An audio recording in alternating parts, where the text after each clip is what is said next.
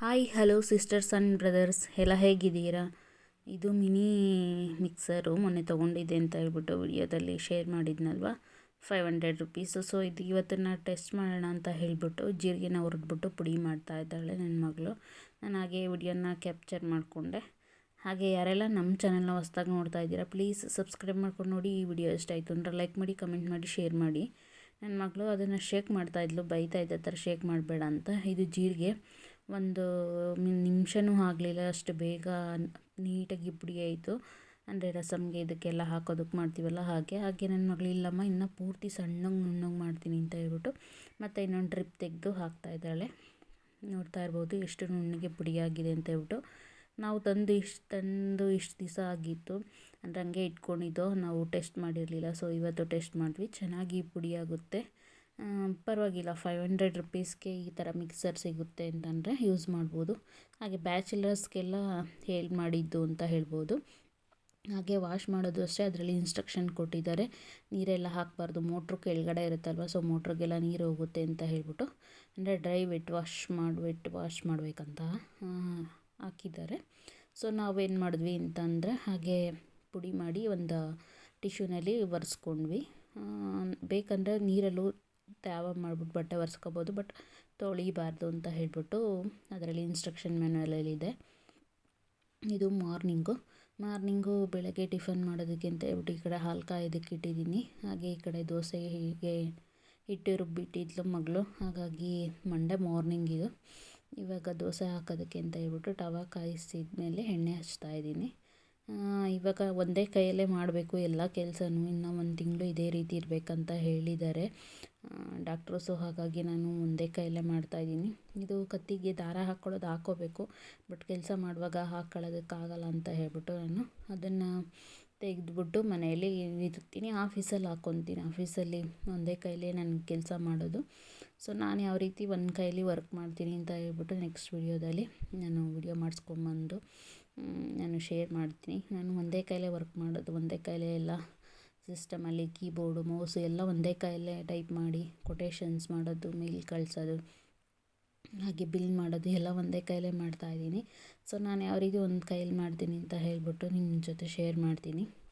ಹಾಗೆ ಯಾವುದೇ ಆಗಲಿ ಒಂದು ಕೈ ಇಲ್ಲ ಅಂದರೆ ನಮಗೆ ಎಷ್ಟು ತಡಬಡಾಯಿಸುತ್ತೆ, ಯಾವ ರೀತಿ ಆಗುತ್ತೆ. ಬಟ್ ಪಾಪ ಅಂಗವಿಕಲರು ಇರ್ತಾರಲ್ಲ, ಸೊ ಅವರಿಗೆ ಎಷ್ಟು ಜೀವನ ಕಷ್ಟ ಆಗೋಣ, ನಮಗಾದರೂ ಸ್ವಲ್ಪ ದಿವಸ, ಬಟ್ ಆ ಒಂದು ಪಾರ್ಟ್ಸ್ನ ಕಳ್ಕೊಂಡು ಬದುಕ್ತಾರಲ್ಲ ಜೀವನ ಪೂರ್ತಿ, ಅವ್ರಿಗೆ ಜೀವನ ಎಷ್ಟು ಕಷ್ಟ ಆಗಲ್ಲ ಅಂತ ನನಗೆ ಇವಾಗ ಫೀಲ್ ಆಗ್ತಾಯಿದೆ.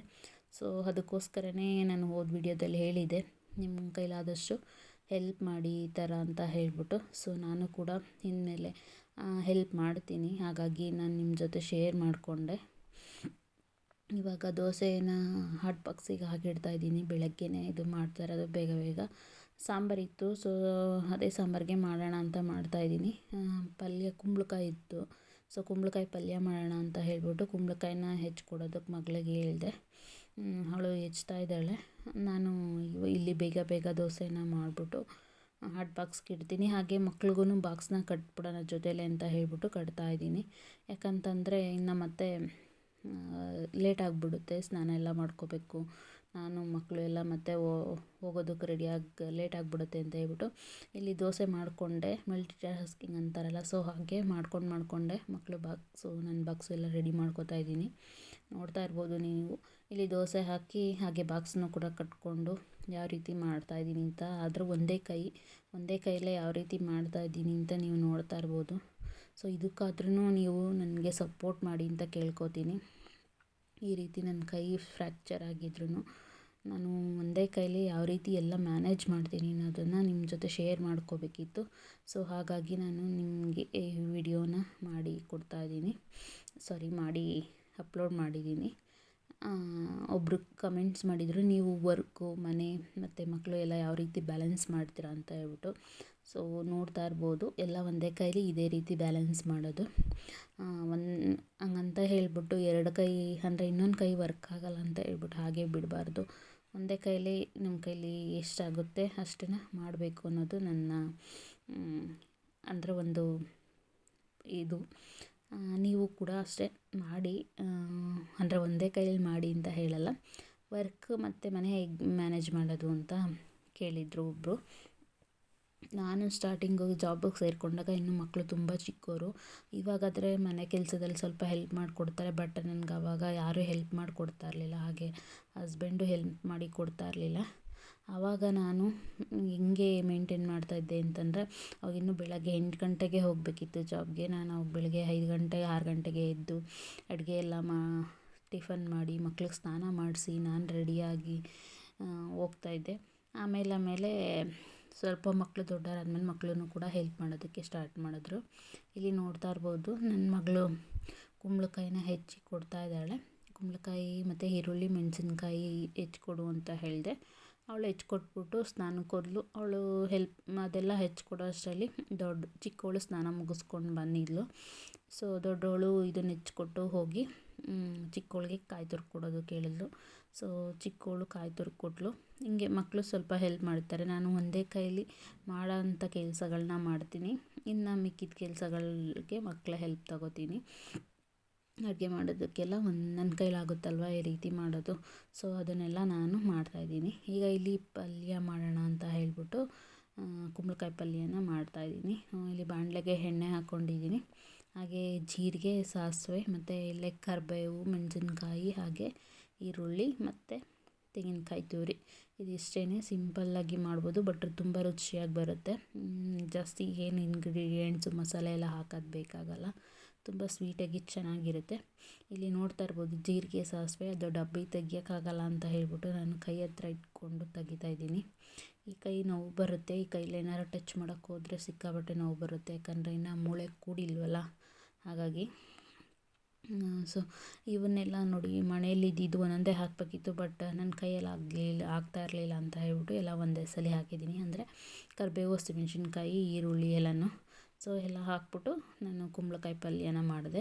ಮತ್ತು ವರ್ಕ್ ಎಲ್ಲ ಯಾವ ರೀತಿ ಮ್ಯಾನೇಜ್ ಮಾಡ್ತೀರಾ ಅಂತಂದರೆ, ಜವಾಬ್ದಾರಿ ಅನ್ನೋದು ಬರಬೇಕು. ಜವಾಬ್ದಾರಿ ಅನ್ನೋದು ಬಂದರೆ ಎಲ್ಲ ಆಟೋಮೆಟಿಕ್ಕಾಗಿ ಆಗುತ್ತೆ. ಅಂದರೆ ನಾವು ಮಾಡಲೇಬೇಕು, ನಮಗೆ ಬೇರೆ ಆಪ್ಷನ್ ಇಲ್ಲ ಅಂತ ನಮ್ಮ ಮನಸ್ಸಿಗೆ ಅನ್ನಿಸ್ದಾಗ ನಾವು ಖಂಡಿತ ಮಾಡೇ ಮಾಡ್ತೀವಿ. ಇದು ಕೆಲಸದಲ್ಲಿ ಆಗ್ಬೋದು, ಎಲ್ಲ ಮೇಂಟೈನ್ ಮಾಡೋದ್ರಲ್ಲಿ ಆಗ್ಬೋದು. ಸೊ ನಾವು ಇವಾಗ ಬೆಳಗ್ಗೆನೇ ಮನೆ ನೆಲ ಎಲ್ಲ ಒರೆಸಿ, ತಿಂಡಿ ಮಾಡಿ, ಪೂಜೆ ಮಾಡಿ, ಸ್ನಾನ ಮಾಡಿ, ಮಕ್ಕಳಿಗೆಲ್ಲ ಬಾಕ್ಸ್ ಕಟ್ಟಿ, ಮಕ್ಕಳಿಗೆ ತಿಂಡಿ ಮಾಡಿ, ಮಕ್ಕಳು ರೆಡಿ ಆಗ್ತಾರೆ. ಇವಾಗ ದೊಡ್ಡವರಾಗಿರೋದ್ರಿಂದ, ಮುಂಚೆ ಆಗಿದ್ದರೆ ನಾನೇ ರೆಡಿ ಮಾಡಬೇಕಿತ್ತು.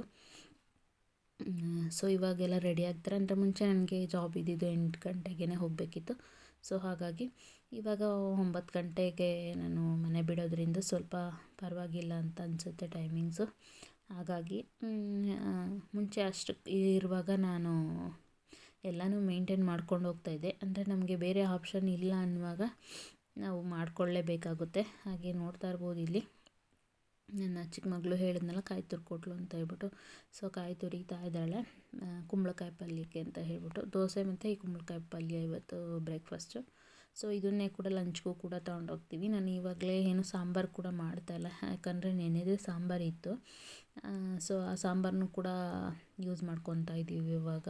ಅಂದರೆ ಮಧ್ಯಾಹ್ನಕ್ಕೆ ಬಾಕ್ಸಿಗೆ ಸಾಂಬಾರು ತೊಗೊಂಡೋಗಿ ಇವಾಗ ಕುಂಬಳಕಾಯಿ ಪಲ್ಯ, ದೋಸೆ ತೊಗೊಳ್ಳೋಣ ಅಂತ. ಬಟ್ ನಾನು ಇವಾಗ ಅಂದರೆ ಎರಡೂ ಕೈಯಲ್ಲಿ ಬಗ್ಗಿ ಮಾಡ್ದಲೇ ಇರೋಂಥ ಕೆಲಸ ಮಾಡ್ದಲೇ ಇರೋದಕ್ಕೆ, ಅಂದರೆ ಈ ರೀತಿ ಫ್ರ್ಯಾಕ್ಚರ್ ಆಗಿರೋದಕ್ಕೆ ಸ್ವಲ್ಪ ರೆಸ್ಟ್ ಮಾಡೋದಕ್ಕೂ ಸ್ವಲ್ಪ ವೆಯ್ಟ್ ಗೇನ್ ಆಗ್ತಾಯಿದ್ದೀನಿ ಅಂತ ಹೇಳ್ಬಿಟ್ಟು ನಾನು ನನಗೆ ಗಂಜಿನ ಮಾಡಿಕೊಂಡೆ. ಅಂದರೆ ಜೀನಿದು. ಹಾಗಾಗಿ ನಾನು ಒಂದು ಗ್ಲಾಸ್ ಗಂಜಿ ಕುಡಿದ್ಬಿಟ್ಟು ಹೋಗೋಣ ಅಂತ ಹೇಳ್ಬಿಟ್ಟು ಗಂಜಿನ ಮಾಡ್ಕೊಂಡಿದ್ದೀನಿ. ಹಾಗೆ ಇಲ್ಲಿ ಕುಂಬಳಕಾಯಿ ಪಲ್ಯಕ್ಕೆ ತೆಂಗಿನಕಾಯಿ ತುರಿ ಎಲ್ಲ ಹಾಕ್ತಾಯಿದ್ದೀನಿ. ಕುಂಬಳಕಾಯಿ ಪಲ್ಯಕ್ಕೂ ಅಷ್ಟೇ ನೀರು ಏನು ಹಾಕೋದು ಬೇಕಾಗಲ್ಲ. ನಾವು ಕುಂಬಳಕಾಯಿನ ತೊಳೆದಿರ್ತೀವಲ್ಲ, ಸೊ ಅದರಲ್ಲೇ ಕುಂಬಳಕಾಯಿನ ಬೇಯಿಸಿದ್ರೆ ಅದು ಕರಗುತ್ತೆ. ಅಂದರೆ ಉಪ್ಪು ಹಾಕ್ಬಿಟ್ಟು ಮುಚ್ಚಿ ಬೇಯಿಸಬೇಕು ಸಿಮ್ಮಲ್ಲಿ. ಕುಂಬಳಕಾಯಿ ಎಲ್ಲ ನೀಟಾಗಿ ಕರಗುತ್ತೆ. ತೀರಾ ಅದು ಮಸಪ್ ಥರ ಆಗೋದು ಬೇಡ, ಸ್ವಲ್ಪ ಕ್ರಿಸ್ಪಿಯಾಗಿರಬೇಕು, ಸ್ವಲ್ಪ ಕುಂಬಳಕಾಯಿ ಸಿಗೋ ಥರ ಇರಬೇಕು. ಸೊ ಆವಾಗಲೇ ಪಲ್ಯ ರುಚಿಯಾಗಿ ಬರೋದು. ನೀವು ಕುಂಬಳಕಾಯಿಗೆ ನೀರು ಹಾಕ್ತು ಅಂತಂದರೆ ಅದು ಕರಗಿ ಒಂಥರ ಹಲ್ವಾ ಥರ, ಪಾಯಸ ಥರ ಆಗಿಬಿಡುತ್ತೆ. ಸೊ ಆವಾಗ ತಿನ್ನೋದಕ್ಕೆ ಟೇಸ್ಟ್ ಇರೋಲ್ಲ, ಸ್ವೀಟ್ ಹೊಡಿತಾ ಇರುತ್ತೆ. ಬಟ್ ಈ ರೀತಿ ಮಾಡೋದ್ರಿಂದ ಪಲ್ಯ ರುಚಿಯಾಗೂ ಇರುತ್ತೆ, ಹಾಗೆ ತಿನ್ನುವಾಗಲೂ ಒಂಥರ ಕ್ರಿಸ್ಪಿಯಾಗಿರುತ್ತೆ, ಚೆನ್ನಾಗಿರುತ್ತೆ. ಸೊ ಖಂಡಿತ ಟ್ರೈ ಮಾಡಿ ನೋಡಿ. ಆದರೆ ಒಂದು ಕುಂಬಳಕಾಯಿ ಬಗ್ಗೆ ಹೇಳಬೇಕು ಅಂದರೆ, ಕುಂಬಳಕಾಯಿ ದೇಹಕ್ಕೆ ತುಂಬ ತಂಪು. ಸೊ ಹೀಟ್ ಬಾಡಿ ಯಾರಿರ್ತಾರೆ ಅವರು ಆದಷ್ಟು ಕುಂಬಳಕಾಯಿನ ಬಳಸಿ, ಬಟ್ ಕೋಲ್ಡ್ ಬಾಡಿ ಯಾರು ಕುಂಬಳಕಾಯಿ ಬಳಸಿದ್ರೆ ಕೋಲ್ಡ್ ಆಗೋದಂತೂ ಪಕ್ಕ. ಸೊ ನಮಗೂ ಕೂಡ ಆಗಿದೆ, ನನಗೂ ಕೂಡ ಕುಂಬಳಕಾಯಿ ಪಲ್ಯ ತಿಂದು ಸ್ವಲ್ಪ ಬಾಡಿ ಕೋಲ್ಡ್ ಆಗಿದೆ. ಅಂದರೆ ನಂದು ಕೋಲ್ಡ್ ಬಾಡಿ ಏನಲ್ಲ, ಹೀಟ್ ಬಾಡಿನೂ ಅಲ್ಲ, ನಂದು ನಾರ್ಮಲ್ ಬಾಡಿ, ಅಂದರೆ ಸೆನ್ಸಿಟಿವ್ ಸ್ಕಿನ್ನು. ಸೊ ಹಾಗಾಗಿ ನೆಕ್ಸ್ಟು ಮಕ್ಕಳೆಲ್ಲ ಹೋದರು, ಅವ್ರಿಗೆ 9 ಗಂಟೆಗೆ ಕ್ಲಾಸು. ಸೊ ಹಾಗಾಗಿ 8:30ಗೆ ಮನೆ ಬಿಡ್ತಾರೆ. ನಾನು 9 ಗಂಟೆಗೆ ಮನೆ ಬಿಟ್ರೂ ಆಗುತ್ತೆ, ಹಾಗಾಗಿ 9:15 ಮನೆ ಬಿಟ್ರೂ ಆಗುತ್ತೆ.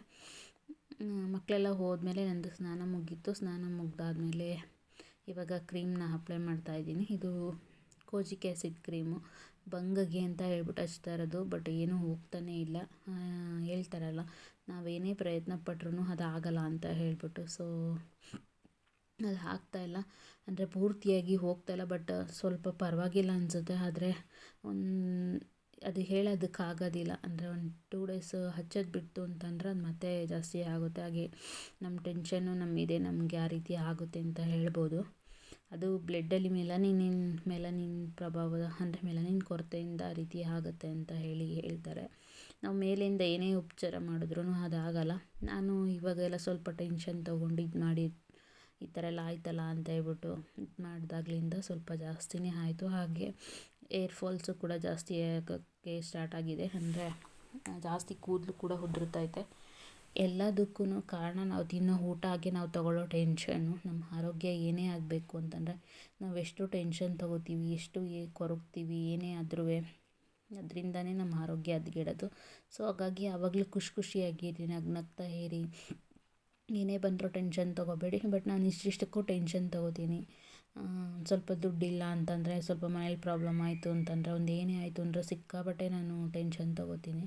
ಅದರಿಂದನೇ ನನಗೆ ಈ ರೀತಿ ಆಗ್ತಾ ಇರೋದು. ಮುಂಚೆಯಿಂದನೂ ಅಷ್ಟೇ ಸಿಕ್ಕಾಪಟ್ಟೆ ಟೆನ್ಷನ್ ತೊಗೊಂಡು ನನಗೆ ಈ ವಯಸ್ಸಿಗೆ, ಎಷ್ಟು ಚಿಕ್ಕ ವಯಸ್ಸಿಗೆ ಬಿಳಿ ಕೂದಲೆಲ್ಲ ಬಂದಿದೆ, ಹಾಗೆ ಮುಖದಲ್ಲಿ ಬಂಗು ಬಂದಿದೆ, ಹಾಗೆ ವೆಯ್ಟ್ ಗೇನ್ ಆಗಿದ್ದೀನಿ, ಏರ್ ಫಾಲ್ ಆಗ್ತೈತೆ, ಈ ಥರ 108 ಪ್ರಾಬ್ಲಮ್ ಆಗ್ತೈತೆ. ಬಟ್ ಏನು ಮಾಡೋದಕ್ಕಾಗಲ್ಲ. ನನ್ನ ತಪ್ಪುಗಳಿಂದ ನಾನು ಕಲ್ತಿದ್ದೀನಿ, ಬಟ್ ಆ ತಪ್ಪನ್ನ ತಿದ್ಕೋಬೇಕು ಅಂತ ಅನ್ಕೋತೀನಿ. ಬಟ್ ಟೈಮ್ ತುಂಬ ಮೀರೋಗಿದೆ, ಏನು ಮಾಡೋದಕ್ಕಾಗಲ್ಲ. ಇವಾಗ ನಾನು ವೆಯ್ಟ್ ಲಾಸ್ ಮಾಡೋದಕ್ಕೆ ಸದ್ಯಕ್ಕಂತೂ ಆಗಲ್ಲ, ಯಾಕಂದರೆ ಈ ಥರ ಆಗಿರೋದ್ರಿಂದ ಸ್ವಲ್ಪ ಫುಡ್ಡೆಲ್ಲ ತಿನ್ನಲೇಬೇಕು, ಯಾಕಂದರೆ ಮೂಳೆಗೆ ಕೂಡ್ಕೋಬೇಕು. ಹಾಗಾಗಿ ಸ್ವಲ್ಪ ಚೆನ್ನಾಗಿ ತಿನ್ನಬೇಕು.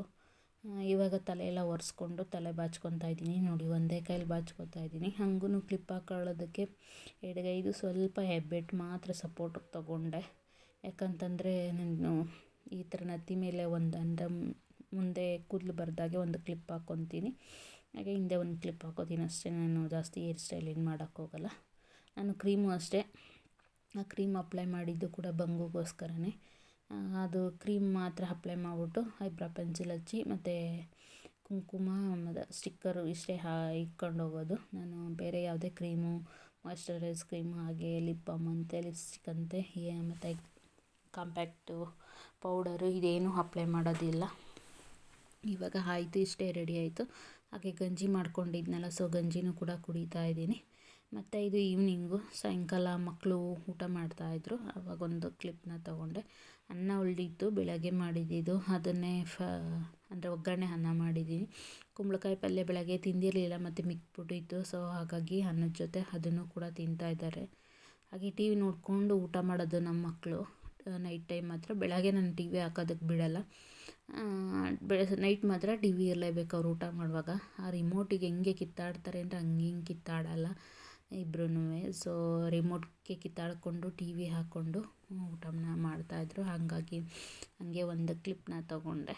ಹಾಗೆ ಯಾರೆಲ್ಲ ನಮ್ಮ ಚಾನಲ್ನ ಹೊಸ್ದಾಗಿ ನೋಡ್ತಾ ಇದ್ದೀರಾ, ಸೊ ಪ್ಲೀಸ್ ಸಬ್ಸ್ಕ್ರೈಬ್ ಮಾಡ್ಕೊಂಡು ನೋಡಿ. ವಿಡಿಯೋ ಇಷ್ಟ ಆಯಿತು ಅಂತಂದರೆ ಲೈಕ್ ಮಾಡಿ, ಕಮೆಂಟ್ ಮಾಡಿ, ಶೇರ್ ಮಾಡಿ. ಪ್ಲೀಸ್ ನೀವು ಸಬ್ಸ್ಕ್ರೈಬ್ ಮಾಡ್ಕೊಳ್ಳಿ. ಹಾಗೆ ನಿಮ್ಮ ಫ್ಯಾಮಿಲಿ ಫ್ರೆಂಡ್ಸಿಗೆ ನಮ್ಮ ವಿಡಿಯೋನ ಶೇರ್ ಮಾಡಿ, ಅವ್ರಿಗೂ ಸಬ್ಸ್ಕ್ರೈಬ್ ಮಾಡ್ಕೊಳ್ಳೋದಕ್ಕೆ ಹೇಳಿ, ಅವ್ರಿಗೂ ಸಪೋರ್ಟ್ ಮಾಡೋದಕ್ಕೆ ಹೇಳಿ. ಹಾಗೆ ನನ್ನ ವಿಡಿಯೋ ಸ್ವಲ್ಪ ಆದರೂ ಇಷ್ಟ ಆದರೆ ಒಂದು ಲೈಕ್ ಮಾಡೋದು ಮಾತ್ರ ಮರಿಬೇಡಿ, ನಮಗೂ ಇನ್ಸ್ಪಿರೇಷನ್.